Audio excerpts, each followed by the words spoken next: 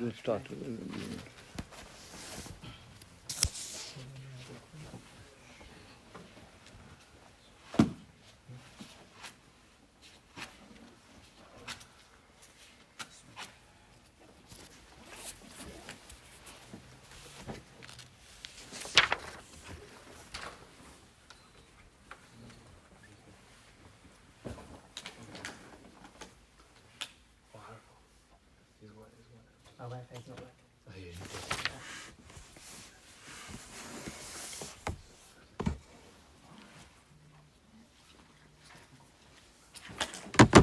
طيب إن الحمد لله نحمده ونستعينه ونستغفره ونعوذ بالله من شرور أنفسنا ومن سيئات أعمالنا من يهدي الله فلا مضل له ومن يضلل فلا هادي له وأشهد أن لا إله إلا الله وحده لا شريك له وأشهد أن محمدا رسول الله أما بعد. طيب إخوة, I want to ask you a question. What we covered last week, quite important. The doubt, Shubuhaat, that the people they asked Shaykhul-Islam was that the mushrikun, the Quraysh, they disbelieve in Allah, disbelieve in the Quran, the Ba'ath, the Messenger Sallallahu Alaihi Wasallam. But we as the Muslim, we believe La ilaha illallah, Muhammad Rasulullah. They didn't believe that. We believe in the Quran, we believe in Muhammad Sallallahu Alaihi Wasallam, we believe in the Akhirah. So why are you declaring us to be kafir, and why are you putting us same level as the mushrik of the Quraysh? What's the answer for that? Who remembers? That they do shirk in uluhiyah.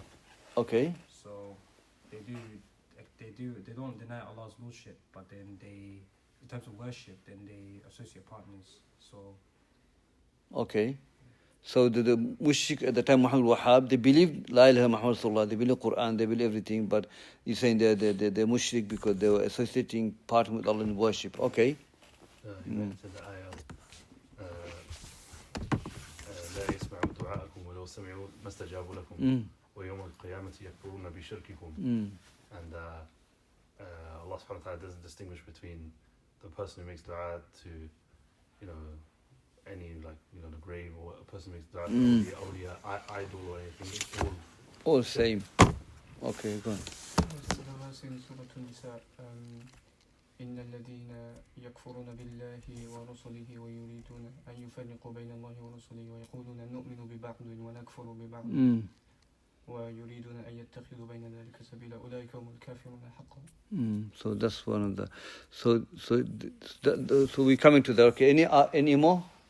There's two examples given. One, when Abu Bakr he waged war against Musaylama and his army, even though they believed that in Islam, but they also believed Musaylama to be yeah.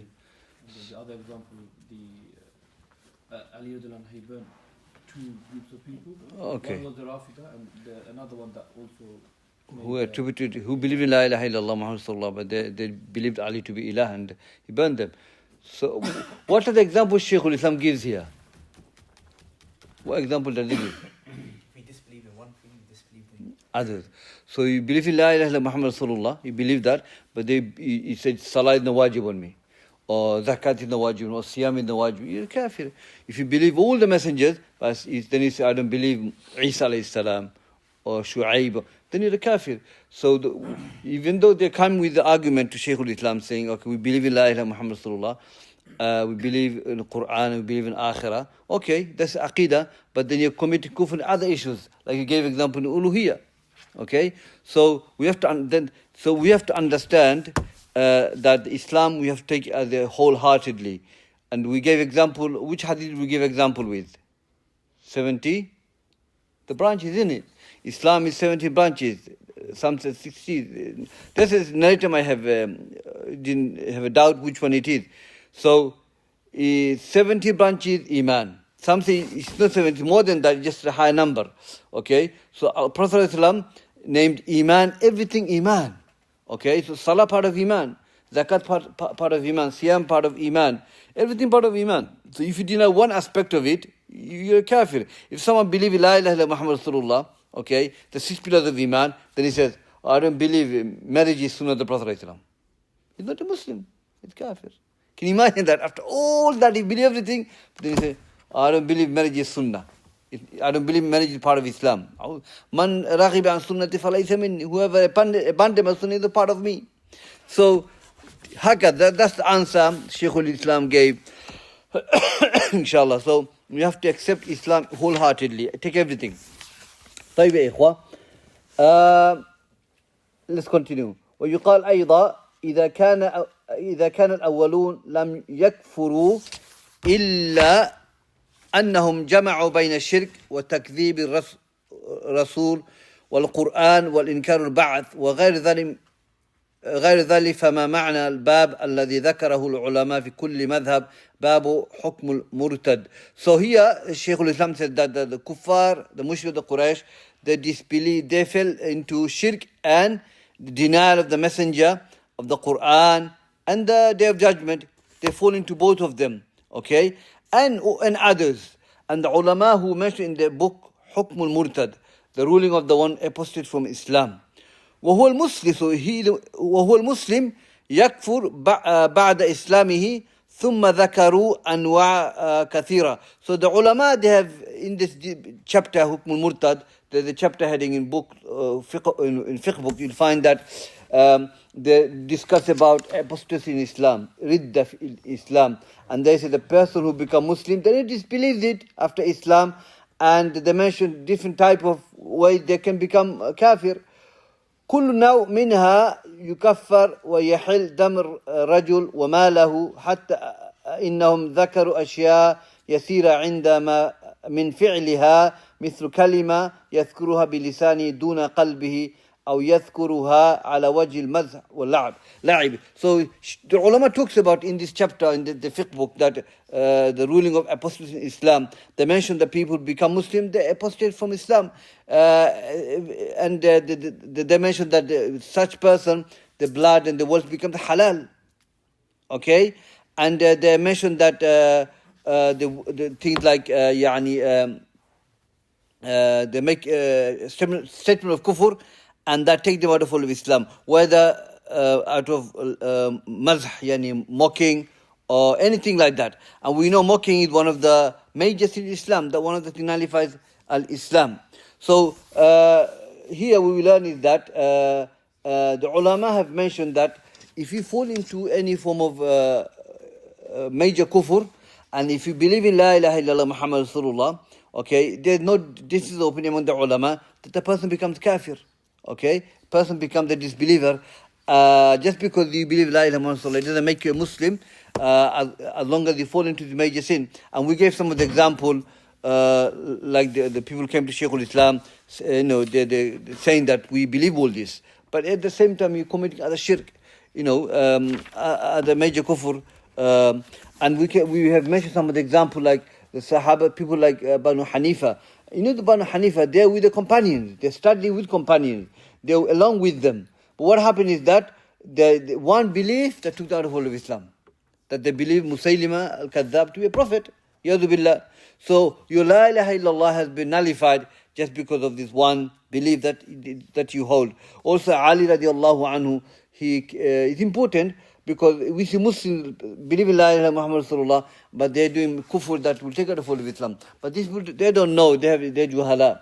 Okay, so people are falling into these things. Ali radiallahu anhu, a group of people, not Rafida, but other Muslims who believe in La ilaha Muhammad Rasulullah, they believe Ali to be somebody, shouldn't, Billah, gave uluhiyya to him, and he burned them, radiallahu anhu. Also, we have people like Bani al-Ubaid al-Qaddah. Who are these people? The ulama say, Shaykhul-Islam mentioned that they believe in La ilaha illallah Muhammad Rasulullah. They pray Jama'ah and Jum'ah, they fast. Even mushrik, we have hadith of Aisha and others, they used to fast, they used to pray, they used to give sadaqah. Okay? So these people claim to be Muslim. They have, these people, Bani Qaddah, they are, apparently they say that we are people Ismaili, we are Fatimi, meaning they say we are the descendant of Fatima, we are son of Ali radiallahu anhu. That's what his historians say, they claim that. But these people believe La ilaha illallah Muhammad Rasulullah. They prayed Jama'ah, Jum'ah, everything. But they had kufr. The ulama have gave fatwa that these people are not Muslim. Okay, they are not Muslim because of the kufr that they had, and the land they were living in Darul Harb. طيب. So what we learn from this is that even if you believe La ilaha illallah and this kufr that you have, major kufr the person can have, that can take you out of full of Islam. I know Muslims, they believe in La ilaha illallah, they pray, but they say pray is no wajib. We just pray in the masjid to get to know each other. You have people like that, yadu billah. You know, the people say that, oh, you have to pray. They say, La ilaha illallah, we don't have to pray until the Khalifa comes. A'udhu billah. You pray all the time until the death comes to you. Who said you have to wait for the Khalifa to come? We know people are like that. You know, we have to establish the salah all the time. And that's a major kufr. We don't have to pray until Khalifa comes. That's a kufr. It's a major kufr. You're denying the fard of salah on yourself. So people are like that. Muslims fast, go hajj, and they're misguided. And they believe that, yadu billah. This is, you know, this is the reality. طيب. So the ulama have discussed about this in the book of Ridda, Murtad, in the Bab al-Hukm al-Murtad, in the book of Fiqh, you'll find it. ومن دليل على ذلك أيضا من حكى الله تعالى عن بني إسرائيل مع علمهم صلاحهم أنهم قالوا لموسى طيب اجعل لنا إلها كما لهم آلهة وقال أناس من صحابة اجعل لنا ذات أنوات. This is not the doubt now, brothers. فحلف النبي صلى الله عليه وسلم أن هذا مثل قول بني إسرائيل لموسى اجعل لنا إلها ولكن للمشركين شبهة يدلون بها عند هذه القصة وهي أنهم يقولون إن بني إسرائيل لم يكفروا بذلك وكذلك الذين قالوا النبي صلى الله عليه وسلم اجعل لنا ذات أنوات كما لهم ذات أنوات لم يكفروا. طيب. So let's talk about this. This is another shubha. This is another doubt they bring now. Okay. They said, but you know, when Musa alayhi salam, he crossed the river and they went to the other side of the river and there saw some of the mushrikun worshipping idols. So the people said to Musa alayhi salam, they said to Musa alayhi salam, ij'al lana ilahan kama lahum aliha. Give us ilah, deities, you know, idol, whatever, like they have it. Okay? So Musa alayhi salam, he did not make takfir on them. He says, innakum qawmun tajhalun. You are people of ignorant. Okay? Also, incident that took place in this hadith, but you got to understand, this hadith says, Hudatha fil Islam, the new in the deen. These people were new in Islam. Okay, so we take example from this hadith that excuse for ignorance. So, from the Sahabas, when they were with the Prophet ﷺ, and there's some mushrikun, they hang their sword on a such tree called that and what. Why? What is that and what? They will hang their tree and they believe the tree will give barakah. Okay, and so they can fight good. Now, this is a true situation now. If anyone believes that tree gives the barakah to the sword, so they can fight good, that's a major kufr. Okay? But if they take the tree as the asbab, as the mean, that's a minor kufr. Because barakah is from Allah Azza wa Jal. You can't take asbab. طيب? So the Sahaba, they knew in the deen, they said, اجعل لنا ذات أنوات كما لهم ذات أنوات.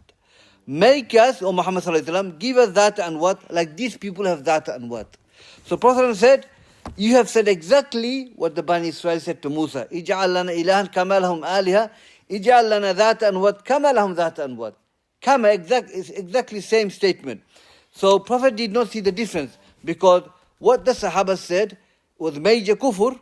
Okay, if someone were to believe that, will be kafir. But this is a Shubuhaat doubt that the people came to Shaykhul-Islam al-Wahhab.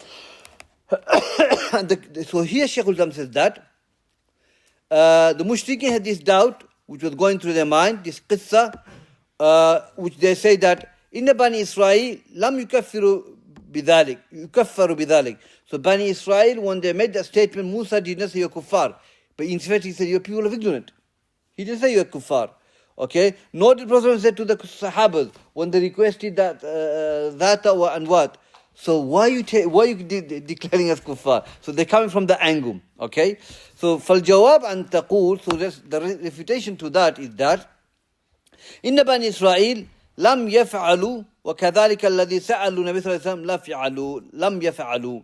So the doubt is that, how to refute is that, number one, when Musa alayhi salam reprimanded them, they were ignorant. Because he said, you ignorant people. That's first argument. They didn't know. They were ignorant people. So they excused. And secondly, when he reprimanded them, the Bani Israel did not go back to it. They've learned their lesson. Number one. Also, the Sahaba radiallahu anhu, the hadith says, Hudatha fil Islam, the new in the deen. That's the dalil for us that if you are ignorant, you excuse of ignorance. You have excuse on that. So Prophet did not make takfir on them. And when Prophet reprimanded them, the Sahaba go back to it again after the knowledge came to them? No, they didn't go back to it. Okay? But you mushrikun, you have knowledge. You're told, you're still doing it. Okay? So that's the difference between you and them. But if they went back to it, and they did it after knowledge, then you kafir. Then takfir would have been established on these people. طيب? So, وَلَا خِلَافْ أَنَّ بَنِي إِسْرَائِيل لَوْ فَعَلُوا ذَلِكَ لَكَفَرُوا. So, after, there's no different opinion on this. If the Bani Israel went back to the kufr again, after Musa told them, then they would be declared to be kafir.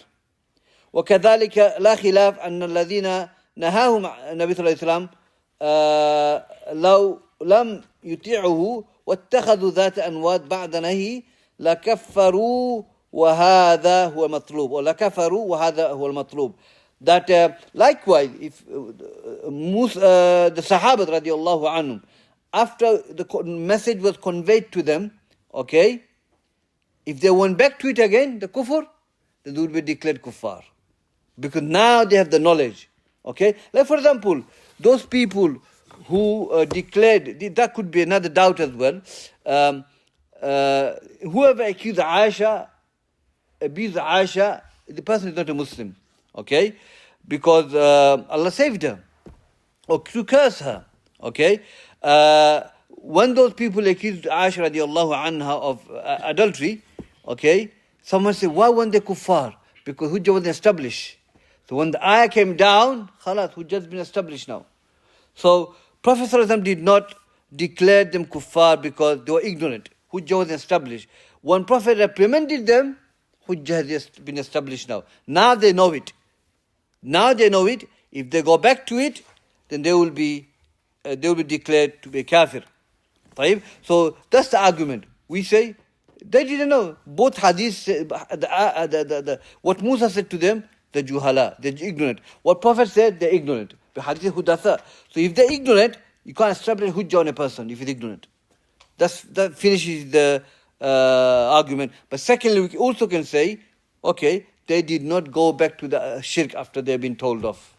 They remained, they abandoned it. So you can't call them kuffar. But you people are not same as them. You have the knowledge. You've been given the evidences and you're falling into it. طيب.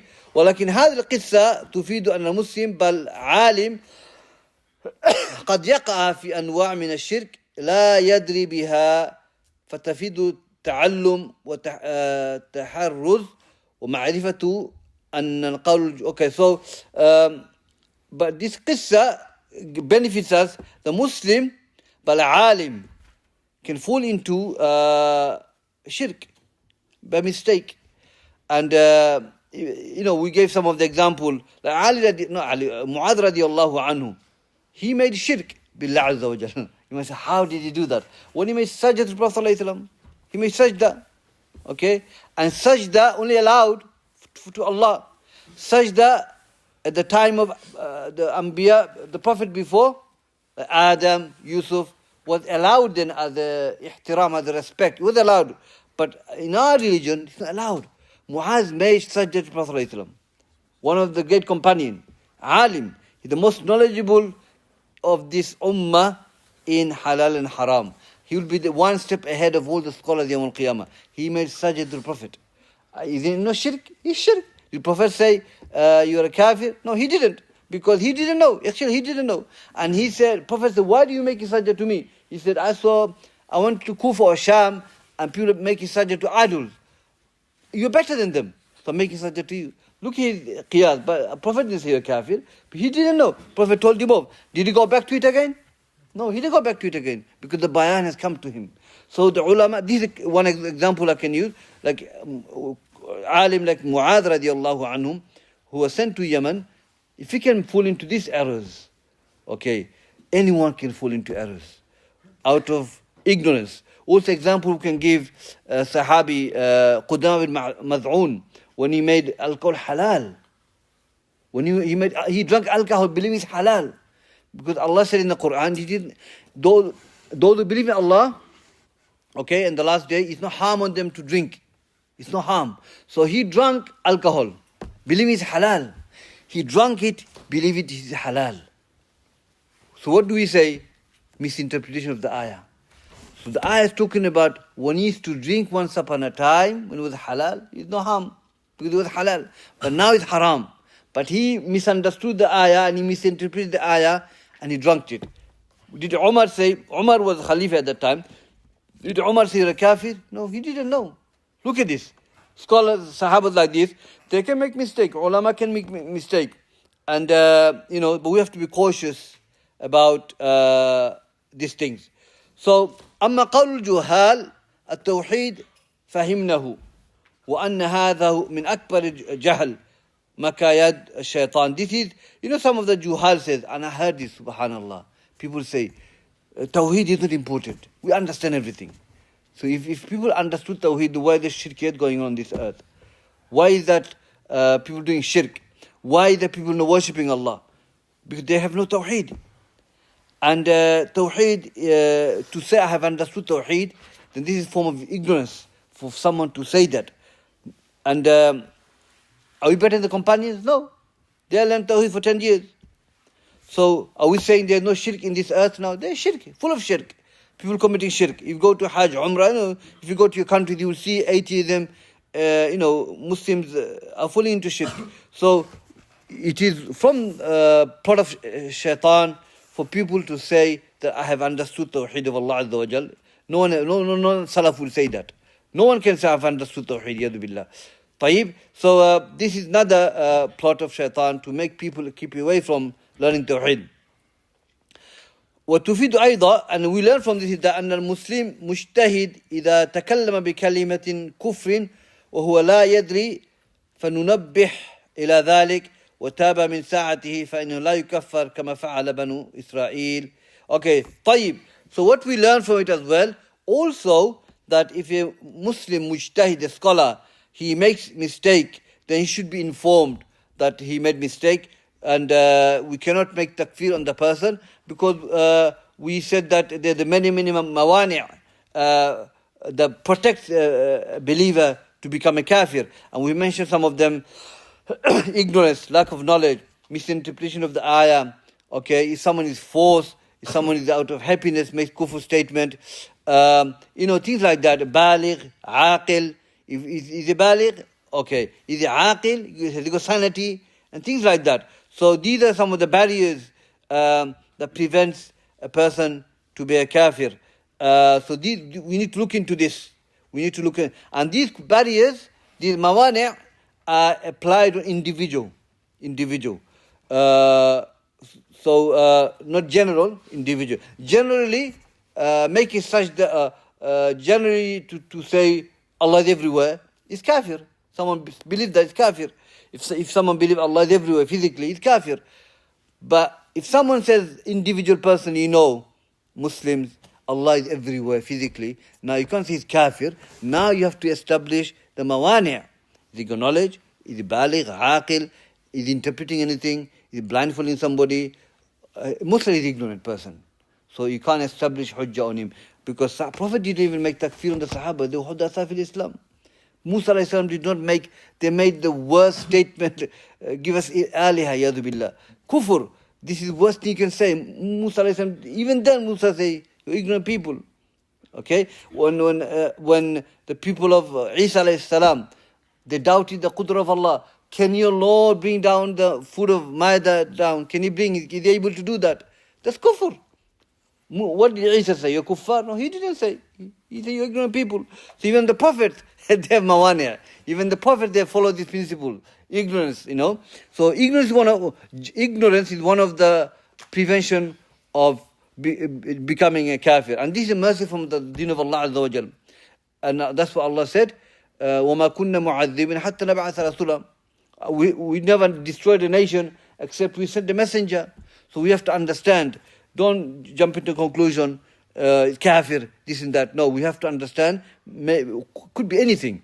And mostly the cases is person ignorant and he says that. Like I've heard so many times, if you don't see here, if you go back home, you see people like, someone said to me, nothing will happen to Iraq. Okay? Cousin of mine. Nothing will happen in Iraq because Abdul Qadir Jilani is buried there. This is the power they give it to him. This is kufr, major kufr. He's got no knowledge of qudra. He has no knowledge of what's going to happen, what's not going to happen. He can't control anything because they believe that. But they need to be taught. They need to be taught Aqidah. So if someone says, Fahimna Aqidah, we've understood Aqidah, what's happening this? Why is this happening? Because they have no knowledge of Allah Azza wa Jal. Tayyib. So that's what we learn. We do not declare somebody to be kafir until the hujjah has been established. Like we have mentioned previously, Shaykhul-Islam is, I am the most harshest person when it comes to making takfir on the people. I'm the most harsh person. I don't jump into conclusion. I'm not hasty to make takfir on the people until the hujjah has been established on the person. This is, we talk about Shaykhul-Islam. Tayyib. So what we learn, Shaykh is saying that from this, the hadith of Zat wa Anwat, wa Musa alayhi salam's people said, what he's saying is that people can fall into shirk. People can make kufr statement by mistake. And they can do things out of kufr, So kufr statement action because of ignorance. So Shaykh is trying to opening us a bit more, inshallah. This is the evidences. And these Sahabas are the Hudas are the new in the deen. And Mu'adh hadith. And many evidences we know. ولهم شبهة أخرى يقولون أن النبي صلى الله عليه وسلم أنكر على أسامة قتل من قال لا إله إلا الله وقال أقتلته بعدما قال لا إله إلا الله وكذلك قوله أمرت أن أقاتل الناس حتى يقول لا إله إلا الله. طيب. So they have another shubha. Okay? They have another shubha, doubt that they came to Shaykhul-Islam and they said that, look, so basically they're saying that when we say La ilaha illallah Muhammad Rasulullah, you have no right to fight us and declare us kuffar. We believe in La ilaha Muhammad Rasulullah. We're Muslims. So he brings another doubt. They said that Usama bin Zayd radiallahu anhu, he killed a man, said La ilaha illallah. So the news went to Prophet ﷺ. Prophet said to Usama bin Zayd, Ya Usama, أقتلت رجلا قال لا إله إلا الله فردد مرارا 3 مرات أقتلت رجلا قال لا إله إلا الله أقتلت رجلا قال لا إله إلا الله. Okay, so Usama, Prophet said to Usama, Ya Usama, have you killed a man who said La ilaha illallah? He said 3 times. Usama said, Usama said, I killed him because out of fear he said La ilaha illallah. So Prophet said, one narration says, have you opened his heart? Another narration says that I haven't been sent to open people's heart, to check their heart. Okay? So what it means is that if a man says La ilaha illallah, you accept it La ilaha illallah. He's Muslims. We don't check his heart. No, brother, I don't think you say I don't think you mean that. I think you're saying because of kada, kada, kada. Or you out of fear. No, you can't. It's haram. Only Allah knows what's in his heart.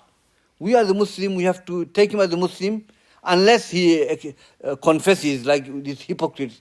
Whoever was him, he said La ilaha Rasulullah, and he learned Arabic, he went to Yemen, he married a Muslim sister. After how many years, God knows, Allah knows, he said, it was a spiritual journey, I'm just plotting the Muslims. Now he's kafir, because he's declaring that now, Yadu Billah. So unless a person does that, then it's different. But you can't say he's kafir, you have to accept him as a Muslim. So they say, look, Prophet reprimanded Osama bin Zayd, okay, for killing a Muslim. Okay, so you can't kill us. We say La ilaha illallah Rasulullah. So the Shaykh says, also that the hadith, I have been ordered to fight people until they say La ilaha illallah. Look at this. Prophet been ordered to fight people to understand La ilaha illallah. We say La ilaha illallah Muhammad Rasulullah. So believe in that. So Shaykhul-Islam says, So the ulama said the meaning is that basically, when a person says la ilaha, that's not a hujjah for them anyway. Because the Usama bin Zayd, he made mistake that hadith teaches us, Prophet teaching Usama bin Zayd not to kill a person when he says la ilaha illallah. Takuffu anhu. You withhold yourself. That's what it is. But you people are not same as this person been killed. Okay? So, you say la ilaha illallah, but you commit shirk. You disbelieve in other aspects of the deen. You believe some of it, you deny some of it. طيب? And we can use the example of the past we've learned. Example of Bani Hanifa. Example of Ali. You can use this example to refute these people. So if that was the case, then what did Prophet fought against, the Sahaba fought against Bani Hanifa and Ibn Qaddah and Ali burned? Why? Because they said la ilaha illallah, yes, but they did other kufr with knowledge, with evidence. They had hujjah. So, yeah, you can see from the example, the action of the Sahabas, that they did fight people who say la ilaha illallah after hujjah be established on them. وأن أصحاب النبي صلى الله عليه وسلم قاتلوا بني حنيفة وهم يشهدون أن لا إله إلا وأن محمد رسول الله ويصلون ويدعون إسلام. So Shaykh says that the companions of Prophet ﷺ, they fought Bani Hanifa, and they were testifying La ilaha illa Muhammad Rasulullah. And Bani Hanifa, as I have said, they are new companion. They are with the companion. They are learning with the companion. They testify La ilaha illa Muhammad Rasulullah with the companions. Okay? They're claiming Islam. وكذلك الذين حرفوهم علي بن أبي طالب وهؤلاء جهلة مقرون أن من أنكر البعث كفر وقتل ولو قال لا إله إلا الله وأن من جحد شيئا من أركان الإسلام كفر وقتل ولو قال لا إله إلا الله. So Shaykhul-Islam said that Ali burned them, okay, and they believed in La ilaha Muhammad Rasulullah. Okay, so but after that, if anyone deny Islam, any pillar of Islam, anything like that, they declare to be kuffar, you fight them. Okay, so these are some of the doubt they brought to say that we are still Muslim because we believe in La ilaha Muhammad Rasulullah. But on the other aspect of the deen, you disbelieve in it, and you find a lot of things with the Muslims as well. فكيف لا تنفع إذا جحد شيئا من فروع وتنفع إذا جحد التوحيد الذي هو أصل الدين الرسل ورأسه. So how is that going to benefit you if you say La ilaha illallah but you denying all this the fundamental of your deen. فأما حديث أسامة فإنه قتل رجلا ادعى إسلام بسبب أنه ظن أنه ما ادعى إلا خوفا على دمي وماله. So Shaykhul-Islam says that as for Usama bin Zayd, he killed a person who said La ilaha illallah. He killed him because Usama thought that this man saying La ilaha illallah to save his life out of fear and to protect his blood and his wealth. And he was showing the Islam and all that. والرجل الذي أظهر الإسلام وجب الكف عنه حتى يتبين منه ما يخالف ذلك. So what Shaykh-ul-Islam said that a situation like this, a man showing his Islam, want to become La ilaha illallah, you withhold your self from touching him. In this case, Usama bin Zayd, okay? You withhold yourself because he said La ilaha illallah. You can't touch him until anything becomes clear. Nifaq or kufr, or he confesses, or you see something else. Until then, you say he's Muslim. He's Muslim, we give him salam, we treat him like a Muslim. If he dies, we pray janazah. That's it. Allah not asking you to go check his heart. None of us has the knowledge. Only Allah knows. Allah will judge him based on his heart. We judge based on what we see apparent. طيب? So, Usama bin Zayd is not a hujjah for them to say, or you can't fight those who say La ilaha illallah, even though they make out the kufr. Usama bin Zayd hadith is not a hujjah. Prophet reprimanded him, and he told him we should withhold the one who says La ilaha illallah. You can't fight them. وكذلك الحديث آخر أمثاله معنى ما ذكرناه. And other hadith we have mentioned. أن من أظهر الإسلام والتوحيد وجب الكف عنه إلا أن تبين منه ما يناقض ذلك. So basically, if someone shows Islam, Tawheed, we have to withhold and we take him as a Muslim brother until he does anything or says anything that nullifies Islam. based on knowledge obviously. والدليل على هذا أن الرسول صلى الله عليه وسلم قال قتلت بعدما قال لا إله إلا الله. Have you killed him after he said لا إله إلا الله? And the hadith we have we've mentioned. Now also refutation against them when they deny you can't kill us, we are Muslim and things like that. How can one Prophet ﷺ, he allowed Ahlul Bid'ah, like Khawarij, they are Muslims. If we allowed to kill Khawarij, what about the Mushrikun who committing shirk with Allah Azza wa Jal? Not in our time, but obviously, but we're talking about Islamic Sharia. Okay? So, Prophet said, أَيْنَمَا لَقَيْتُمُوهُمْ فَاقْتُلُوهُمْ. Wherever you see them, kill them, meaning the Khawarij. لَإِنْ أَدْرَكْتُهُمْ لَأَقْتُلَنَّهُمْ قَتْلَ عَادٍ. Prophet said that if I were to see them, I will destroy them like people of Aad. These are Khawarij, and these are Muslims. Okay? If Prophet can talk about Muslims like this, killing them, what about the kuffar? Okay? So this is argument another way as well. مع كونهم من أكثر الناس عبادتي وتحليلا حتى إن الصحابة يحقرون أنفسهم عندهم. So now the Khawarij, Prophet said that تحقير صلاتهم مع صلاتهم وعبادتهم مع عبادتهم, that your fasting will be very low compared to their fasting, and your ibadah will be very low compared to their ibadah. Okay, يقرؤون القرآن. Okay, they will read the Quran, but it will not pass their throat. So Prophet said to the companion, your ibadah compared to the ibadah is nothing. And these are Khawarij, Ahlul Bid'ah, Muslims. So if Prophet is so harsh against the Muslims, Ahlul Bid'ah, what about the kuffar? They more right to be harsh against them. وهم تعلموا العلم من الصحابة فلم تنفعهم لا إله إلا الله ولا كثرة العبادة ولا إدعاء الإسلام لما ظهر منهم مخالفة شرعية. The Khawarij are the oldest firqa, oldest group. They're the first before any group. They lived at the time of Prophet ﷺ. Prophet specifically mentioned this word Khawarij. Okay, they are the oldest firqa group appeared at the time of Prophet ﷺ. Then the Qadariyah came. Okay, and the rest. And Prophet said about Khawarij, he's talking about Khawarij specifically. They learned their knowledge with the companions, but their La ilaha illallah did not benefit them, even though they did a lot of ibadah. They did a lot of ibadah. They're claiming about Islam, but because their bid'ah appeared in the Sharia, they become dogs of the hell. So this shows that they had no shirk. You know the Khawarij, they never had shirk. They never hated Islam. And they never hated the Sahabas.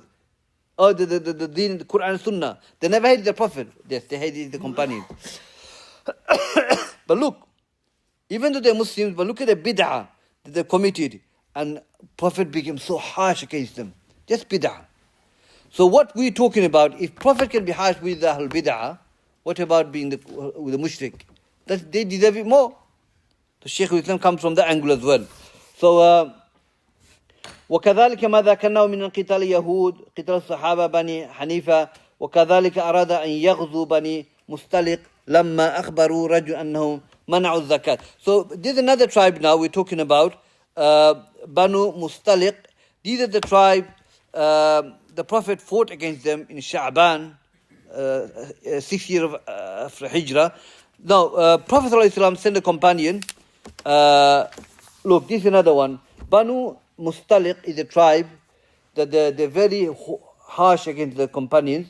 They were with the Quraysh, with the Quraysh, and they plotted to fight against the Rasulullah and the companions. Prophet fought them, and he won the battle with the Bani Mustaliq. Now, this group of people, they said La ilaha illallah, Muhammad Rasulullah. And we know after death of Prophet ﷺ, when those companions who believed in La ilaha illallah, Muhammad Rasulullah, but when Prophet died, they stopped giving zakat. And the Sahabas, the murtad, irtaddu min Islam, they apostated from Islam because they did not give zakat. Why didn't they give zakat? It's not because they can't give zakat. They say it is not wajib upon us. They deny the obligation of zakat. Even though they say la ilaha Rasulullah, they became kuffar. So these people also, Bani Mustaliq, the one prophet was told that they stop giving zakat. Okay, meaning they don't want to pay zakat. Prophet fought these people. They fought until they give zakat. So so this hadith we learning, my brothers, shows that la ilaha illallah is not enough.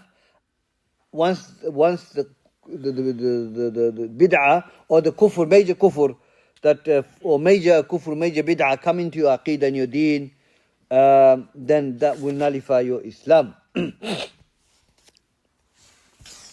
ولهم شبهة أخرى وهي ما ذكر النبي صلى الله عليه وسلم أن الناس يوم القيامة يستغيثون بآدم ثم بنوح ثم بإبراهيم ثم بموسى ثم بعيسى فكلهم يعتذر حتى ينتهوا إلى رسول الله صلى الله عليه وسلم قالوا فهذا يدل على أن الاستغاثة بغير الله ليست شركا.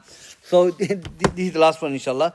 Now the last one is that they being doubt that Yawm al-Qiyamah, when the human being will be raised barefooted, uncircumcised, naked, they'll be raised Yawm al-Qiyamah, and the mahshar, and on that day the sun will be above your head. Things will be difficult. It'll be really, really hot. So what's going to happen is that people will know what to do. So eventually what's going to happen is that people are going to go to, they will want hisab to start. They want someone to shafa'ah for them. So the hisab starts. They're going to go to Adam, then Nuh, Ibrahim, Musa, Isa. They're going to go to all these prophets until they're all going to deny it. They'll make excuse until they come to Prophet ﷺ, and then they will Prophet will say, I am for that, and then he will make dua, and then, as you know, the day of judgment will start. So they say that, look, people went to make istighatha to the righteous, so what can we make it? We say this is allowed because they were alive, they're in front of you, and they're able to help you. Okay? They're in front of you, and they're able to help you. So there's nothing wrong with that. And what is istighatha? Istighatha is talabul ghawth, seeking ghawth, support, aid at the time of severity, time of fear. Okay? And istighatha is declared, Allah named it, Ghazwatul Badr. When the Prophet ﷺ and the mushrik, they fought in this first Ghazwa in Islam, Ghazwatul Badr. And what happened? Prophet stood in the Waadi'i and he said, Allahumma anjiz li ma wa'adtani. Allahumma in tahlik hadhi al-isaba min ahli al-Islam la tu'bad fil ard abada. Ma zala yastaghithu rabbahu hatta saqata rida'ahu فأجاء أبو بكر ودعا رداءه على منكبيه فقال يا رسول الله فإنه ينجز ما وعد ربك. Okay? فأنزل الله عز وجل إذ تستغيثون ربكم فاستجاب لكم أني ممدكم بألف من الملائكة مردفين. This is the ayah was revealed. Sahih Muslim, this is. When Prophet said, Anjiz, Allahumma anjiz li ma wa'adtani. Oh Allah, grant me what you promised me. Meaning to destroy them. Okay? Oh Allah, if this isaba, if this group of companions, how many companions were there, my brother? Do you know? Badr, 300. If this group of Muslims here, Ya Allah, if they get perish, there will be no one worshipping you on this earth. Oh, Allah doesn't need their worship, but there will be no one worshipping you, my Lord. So he continued to make istighatha. This is hadith said, kana wala yazalu yastaghithu rabbahu. He was continuing to make istighatha to his Lord. He named istighatha because fear, isn't it? Terror. It's not, they're gonna give their life. And his rida that was on his shoulder fell on the floor. So Abu Bakr came, more deserving. He came and put it on the shoulder of the Prophet ﷺ, and he said, It is enough what you said to your Lord, O Prophet of Allah. Your Lord will grant His promise to you. He will grant His promise to you. And He did. إِسْتَسْتَغِيثُونَ رَبَّكُمْ فَاسْتَجَابَ لَكُمْ. When you, O Muhammad, remember when you made istighatha to your Lord, فَاسْتَغَاثَ فَاسْتَجَابَ رَبَّكُمْ. This fa here, the ulama said, the answer is on this fa. They said that fa here means straight away Allah responded to dua. But if it was like this, إِسْتَسْتَغِيثُ رَبَّكُمْ ثُمَّ اسْتَجَابَ لَكُمْ. This thumma means He delayed it. But Allah said, فَاسْتَجَابَ لَكُمْ. I responded to your dua straight away. What did Allah say? I will send malaika, thousands of them in rank to aid you. What happened? They came and they won the battle. So here, istighatha means talabul ghawth at the time of difficulty. Okay, at the time of difficulty. And istighatha is three types. We're going to finish after this. Istighatha is three types. First, istighatha billah faqat. فيما لا يقدر عليه إلا الله. That istighatha only by the name of Allah, by Allah. And no one can aid you except Allah. Like this is the case. Battle of Badr. Prophet only turned to Allah. Okay, then no one can aid him. And at the situation like this, to turn other than Allah is major shirk. Okay? So, istighatha billah. فيما لا يقدر عليه إلا الله. In things that only Allah can aid you, protect you, no one else can. Then it's only for Allah Azza wa Jalla. Istighatha bil amwat. Making istighatha by disease, going to the grave and things like that. So, contrary to that, what happened in Yawm al-Qiyamah? Istighatha bil ahya. Who are alive, that's okay. But istighatha bil amwat, who are dead, is haram, shirk.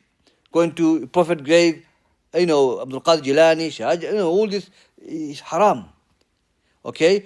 So, that's second type, is la yajuz. Istighatha bil amwat. Seeking istighatha by the deceased. Someone is dead. Istighatha bil ahya fima yaqdur alayhi la bas. Seeking istighatha by somebody is alive. Okay? He's alive, front of you, able to help you. And that's the three conditions met Yawm al-Qiyamah. So that is not a shubuhaat. It is evidence against them. One prophet passed away. Did they go to prophet for istighatha? No, they didn't. They went to somebody alive for dua, for them to make dua for rain and things like that. طيب, so istighatha, who is alive, front of you, able to help you, is allowed. What is the story? What is the evidence? Evidence, the time Musa alayhi salam, the man was attacked, he's going to get killed. And it was danger, it was severe, and he was scared. He called who? Musa alayhi salam. Musa came, it's in the Quran, he punched him and he killed him. Musa alayhi salam had a strength of 10 men anyway. So imagine getting hit by Musa, subhanallah. So he killed the man, yadu billah. But he didn't meant to kill him. He made dua to Allah, Allah forgave him. But what we learn from this hadith is the man made istighatha by the Prophet, okay, who was alive, front of him, able to help him. So that istighatha was allowed, okay? And this is a reality, can happen anywhere in the street. It can happen to anyone, may Allah protect us, but it can happen. So that's the third type of istighatha, which is allowed. The fourth type of istighatha, so the ulama brings it, that it can possibly can happen, is that you're making istighatha, you're in a situation where you ask somebody in front of you, but I can't able to help you. Okay? Shaykh Ibn Uthaymeen brings that. And it can be reality, it can happen, but that's safih, I mean, the foolishness. This is not from the hikmah to ask somebody like that. But yeah, so this incident about what's going to happen Yawm al-Qiyamah, that they're using, that you can make istighatha bil anbiya salihun to justify their shirk. And this is haram, because this istighatha that will take Yawm al-Qiyamah is they're alive in front of you, able to help you. But you people make istighatha with deceased. That's haram. So understand the argument, yeah? So, inshallah, jazakumullah khair. This is enough. Any question, inshallah, I'll take it now. Yeah. Anything for me to clarify for you? I'm going to question next week, inshallah, on this. These are the important ones, so we need to understand. Go on. Ahsan. There might be a case where a scholar might implement a hadith and he believes it's authentic, but it's actually weak. So, some people use this doubt about, like Imam Nawawi, for example. He might have used like this hadith which says that you can call upon an angel if you're lost in the desert. How would we deal with that type of mistake of a scholar? Like maybe he falls into something like that. Okay, that's true though. Yeah, some people mention that. Yeah, they use that to like justify like. Okay, first of all, we have to justify, did Imam Nawawi really do that? Okay, and secondly, if he did that, he used a hadith which is weak, so it's overlooked, it's forgiven. As we said, he used a dalil which is weak dalil. Okay, so they overlook for the ulama can make mistake, and they overlook this. You can give misinterpretation of the ayah, or you can use the hadith that's da'if, you know. So these people, this type of scenario is ijtihadiyah, so they are forgiven. They are forgiven for that, and you know. And top of that, the story I've heard, Imam Nawawi is Imam, and what he has done for the service for the Deen, these mistakes, nothing, because he made ijtihad. Okay. There's a story. A man but before he died, his lips came off. Lips fell off. The meat, lips. And the story behind it is that this man used to curse Imam al-Nawawi. This man used to curse Imam al-Nawawi, and that's the punishment of Allah. So, man aada li waliyan faqad aadhantu bil harb. Whoever has enmity with my wali, then I'm war with him. So that's what happened. So Imam al-Nawawi is great Imam. Ibn Hajar made mistake. You know, these ulama, they are not infallible. They make mistake. And if we say they don't make mistake, ulama don't make mistake, we're saying they're not human being. So, you know, so what we say, this is ijtihadiyah. He made mistake. So we overlook. Allah overlooked his mistake and forgiven. Because if Imam give fatwa, if it's right, then get two reward. If he is mistaken, get one reward, and the mistake is forgiven. So that's what it is. Yeah, it's ma'zur. Any more, inshallah? Khalas? Okay then. That thing you mentioned about if something's from someone, like in a matter of khilaf, you say the one which gets it wrong gets one reward. حديث إذا حكم الحاكم إذا أصاب له أجران وإذا أخطأ له أجر واحد والخطأ مغفور. That if a hakim, judge or scholar makes the verdict, if he's right, he gets two reward. If he make mistake, then mistake is forgiven, and he get one reward for what is right. So, one reward for ijtihad. He tried to get it right, but he couldn't. So he get one reward, and the mistake is forgiven. He still get the one reward for the ikhlas, sincerity. Okay, he still get the reward, and because he made mistake, that's forgiven for him. Yeah. For example, if a layman follows him. And if a layman follows, then if he's a layman following his ijtihad, then you know he got nothing better he can do. Then you can't blame the person; he's ignorant, and you know he shouldn't be. He shouldn't be. He should ask for dalil and things like that. But he can't do ijtihad. So from that aspect, you know, if he's ignorant, he can't check or anything like that. Then based on his knowledge, Allah will judge. So he'll be overlooked. Yeah, be overlooked. Inshallah. You know, when you mentioned a person is like ignorant, like but he does shirk. Like for example, let's say that there's no ulama around the area. Is he forgiven or is he? Yeah, he's forgiven. Like, it's a good question. If he is jahil, if he does kufr or make a kufr statement, or if he hold a kufr belief, what the Shaykh says, if an alim can make mistake, look, the Sahabas, Mu'adh, radiallahu anhum, you know, they made ijtihad, they made mistake. Sahabi, you know, made haram into halal, but he made ijtihad. So these are evidences to say that a learned man can make mistake, can fall into kufr, you know, and if they were ignorant about it, they didn't know, okay, then they're forgiven, they're overlooked. Yeah. What if they make a mistake also, but the evidence is established upon them, but they don't understand like the evidence, so they still consider it like... If they don't understand, they're still considered, yeah. They have to understand. If the hujjah is given to them and they have to understand, you have to be clear for them. If they don't understand, then you can't, they're again still ignorant. So they have to have the fahm of it as well, yeah. Yeah. With a person following an opinion of a scholar, and the opinion obviously due to evidence is incorrect, and you present them with the correct evidences, but they still choose to follow the mistaken opinion of the scholar. I mean, we a lot of the time we follow opinion of the scholars. For example, I myself, I do. The one who doesn't pray, I follow the opinion of scholars that he's still a Muslim, So even the ulama follow the opinion of the other ulama as well. So when they do research, they quote ulama and they quote the salaf as well. So even the ulama follow other ulama as well. So many masail fiqh as well. For example, niqab. A lot of brothers believe it's wajib. Okay, some brothers don't believe it's wajib. Okay, so in fiqh you find khilaf, putting back on the chest, not putting the back on the chest. There's a khilaf on this. Reading Fatiha behind the imam. There's a khilaf on that as well. So everyone follow an opinion. You can't say I follow deen without an opinion. You have to follow opinion. But when it comes to aqidah, obviously it's khalas, clear text. So if someone were to follow masala fiqhiyya opinion, then nothing wrong with that, But you can't blindfold an aqidah though.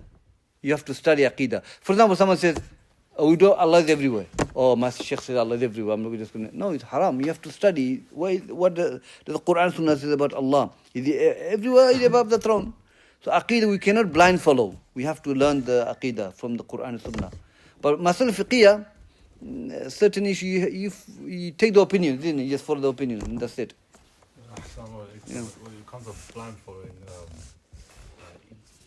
when it comes to fiqh, you can't blind follow, right? No, I'm saying blind, but you're following hujjah, but it's just another opinion you're following it. That's what it is. You're just following hujjah. Like for example, other example I can give, going with the hand, going with the knee, tarawih. With the Ahl Sunnah wal Jama'ah, kibar ulama, they allow 20, okay? But when the Sunnah is 8, but they're 20, they follow. If someone to hold the opinion, I follow 20, bin Baz Uthaymin, they said, you follow the 20. Because hadith is that if you pray with Imam and live with Imam, it's like you pray whole night. So their opinions are there on that as well. So, so as long as you follow ulama of Ahlul Ilm, and, if you can't do research, then you're just following opinion. But obviously, the top of that, we should study and not blind follow.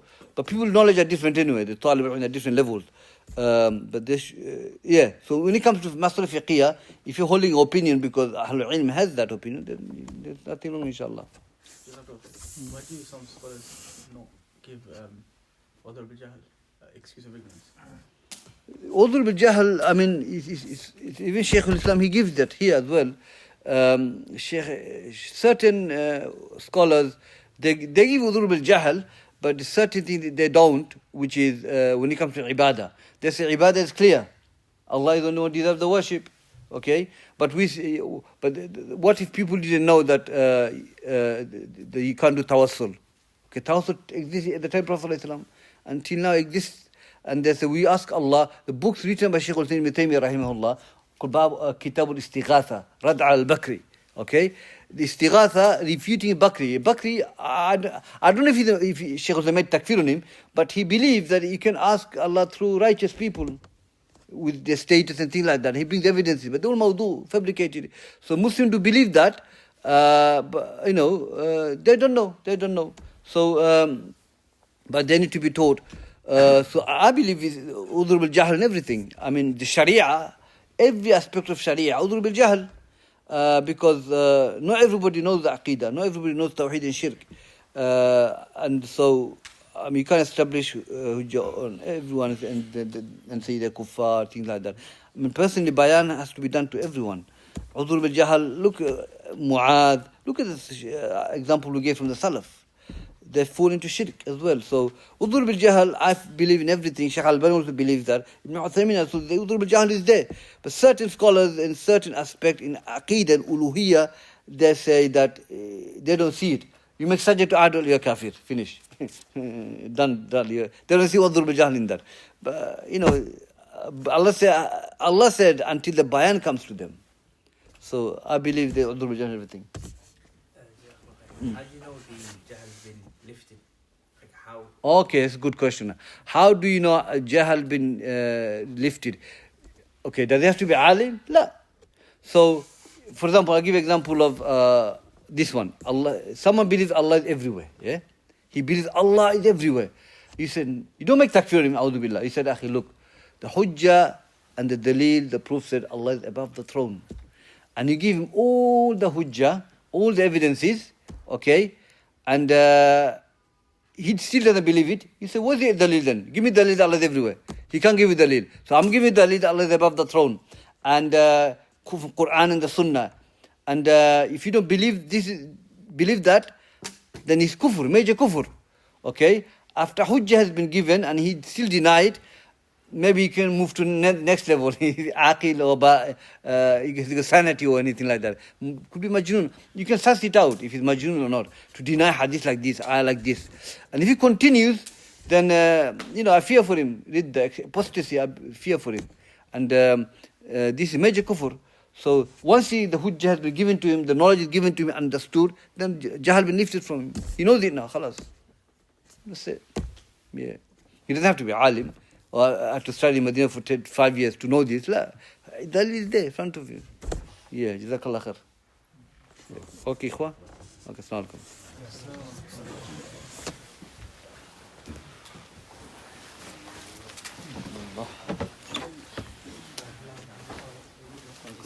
You're right. Good question.